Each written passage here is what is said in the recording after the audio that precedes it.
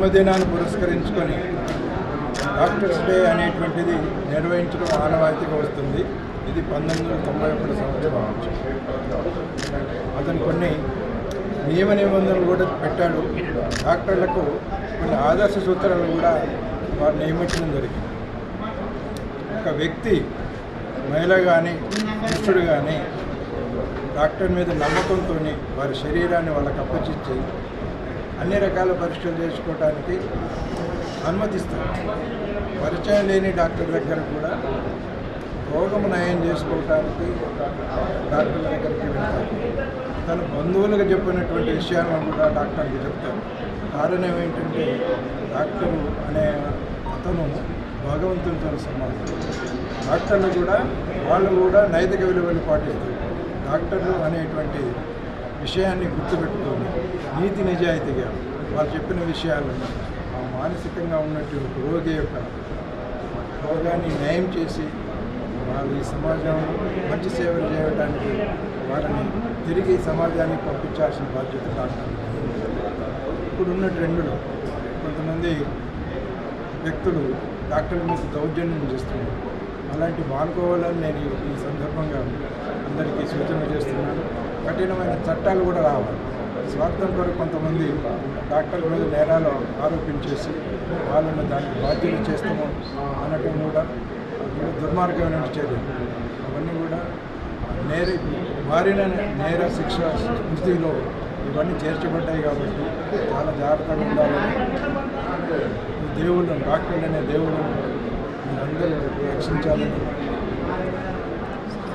నా పేరు జిల్లా వెంకటేశ్వర్లు, ఖమ్మం జిల్లా అభ్యుదయ పద్మశాలి సంఘం అధ్యక్షుడిని.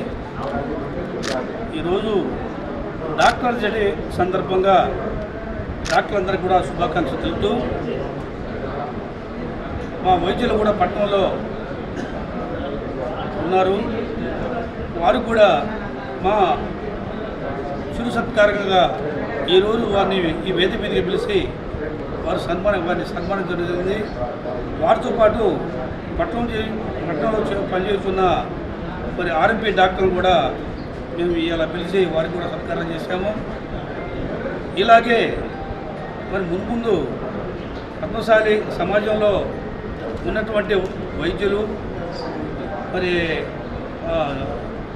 ఉద్యోగస్తుల్ని, మహిళల్ని సందర్భానుసారంగా వారికి సగౌరవంగా మేము వారిని సన్మానం చేసుకుంటాము. ఇంకా సమాజంలో పేదవారికి కానీ ఎవరికైనా సమస్యలు వచ్చినా కూడా మేము మా చేతనంత వరకు సాయం చేసి వాళ్ళ సమస్యను పరిష్కారం చేయడానికి, ఆ విధంగానే మరి మాకు ఏమన్నా కబురు చేసినా కూడా మాకు తెలియపరిచినా కూడా ఇప్పుడు వచ్చినటువంటి డాక్టర్లందరికీ కూడా మేము సంబంధిత ఆ జబ్బుకు సంబంధించిన వాళ్ళ బాధితుల్ని వారికి పరిచయం చేసి మరి వైద్య ఖర్చుల్లో కూడా తగ్గింపు చేసే అవకాశం మనం కల్పిద్దాం.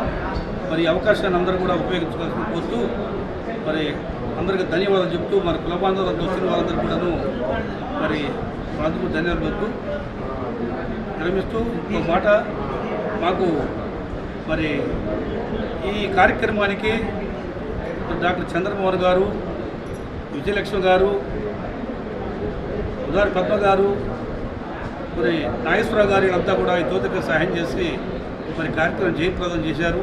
అందరికీ కూడా ధన్యవాదాలు చెప్తున్నాం. Thank you.